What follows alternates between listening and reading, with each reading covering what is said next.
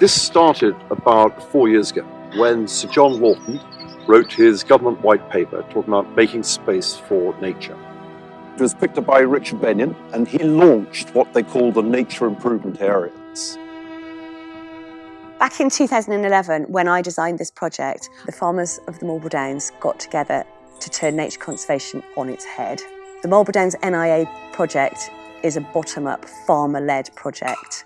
So the farmers got together and decided what they wanted to do on their land to support nature conservation. We identified 7 new wildlife sites, so 7 sites where we had really nice chalk grassland with good wildflower populations, which we didn't even really know about before, which is fantastic. Where we haven't got wildflowers, but we've got rough grasslands, such as up on the downs here behind us,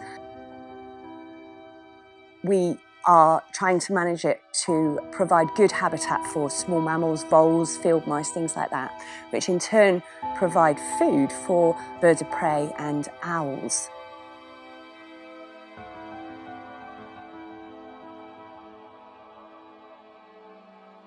As well as grassland, we've put in a necklace of dew ponds across the downs. A lot of the downs were effectively a desert because there was no water. So consequently, we have restored or built 16 new ponds. So that's new reliable water sources. And now 86%, I think, of the total land area is within about a mile of a reliable water source, which is obviously fantastic for wildlife.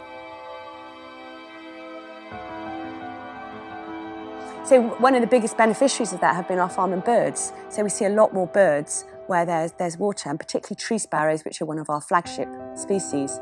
As well as the water, they need insects to feed their young, so we've been planting nectar-rich mixes of legumes and clovers and knapweeds and all sorts of wildflowers. Plant big plots of crops which will have seed over the winter. They're not harvested, and so if you can imagine, they just become giant bird tables.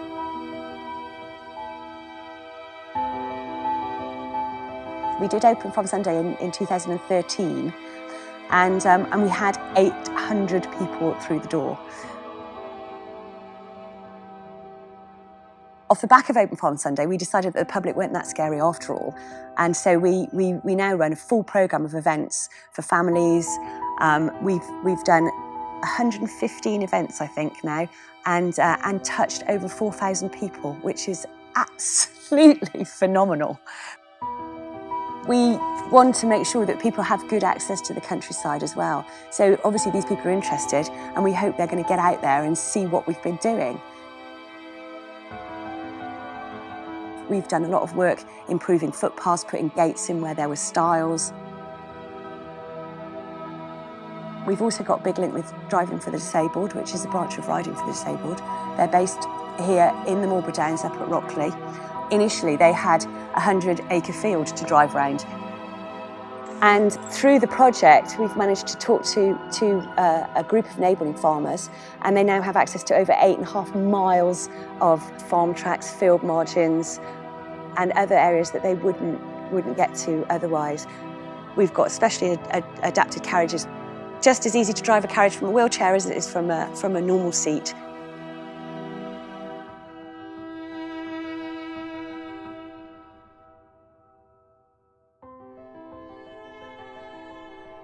What this project has done is bring people together.